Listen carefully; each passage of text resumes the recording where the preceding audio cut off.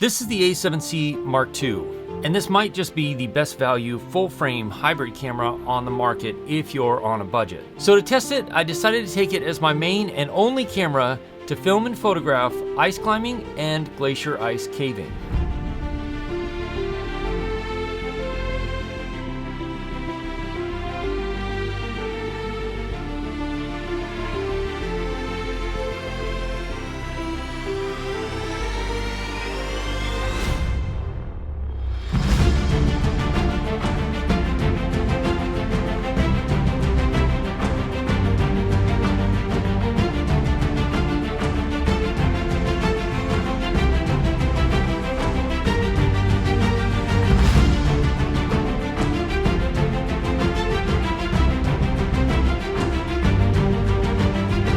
One of the great things about the A7C Mark II is the active stabilization is actually really good. So I'm walking out here not in very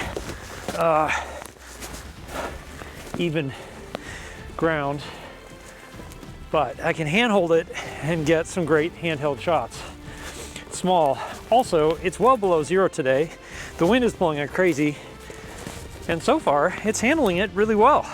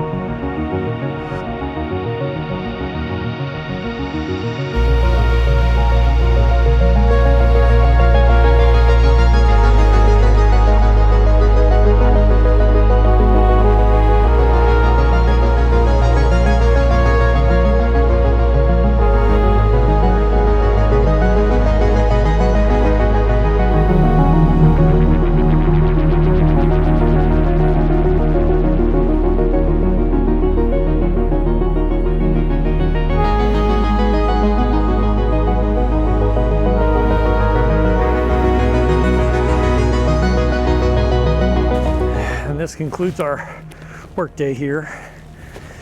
Gonna get back to the helicopter and then head back. And the sun will be going down in about 30 minutes, so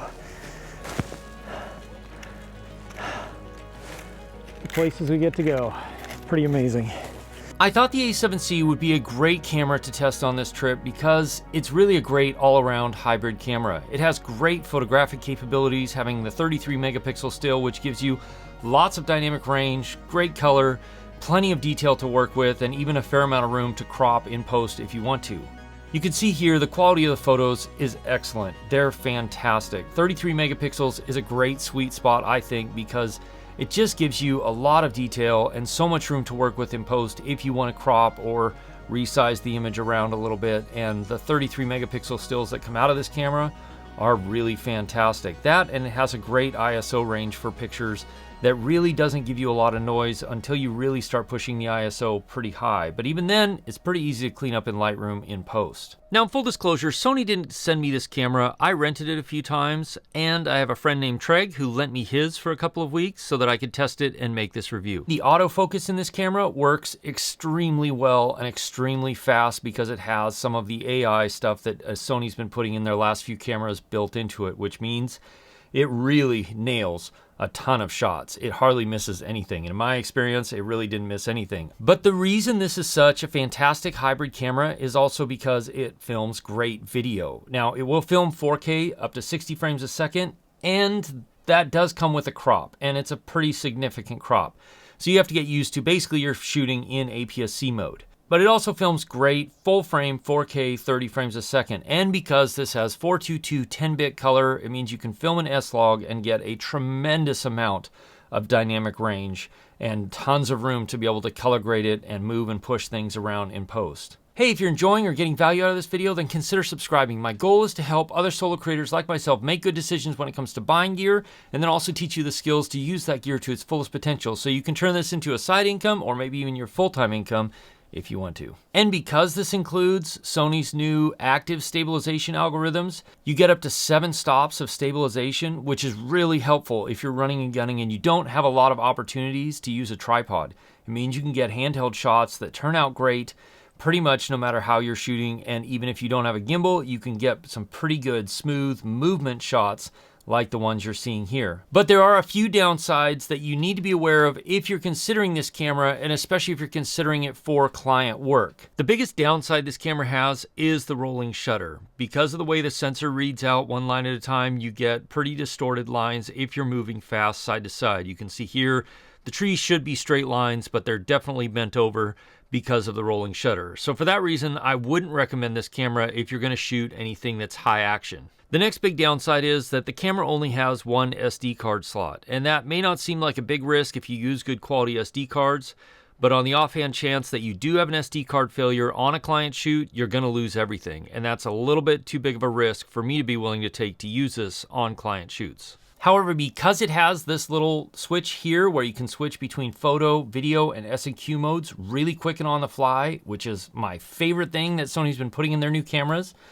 it also means you get 3 memory slots per mode. So you can have 3 different photo modes, 3 different video modes, and 3 different S&Q modes, which essentially means you really can set everything up and not have to change things on the fly. But another reason all of the custom controls or buttons on this is not a big deal is that this actually has a true touchscreen. You can touch the controls and change the aperture or the shutter speed or the white balance.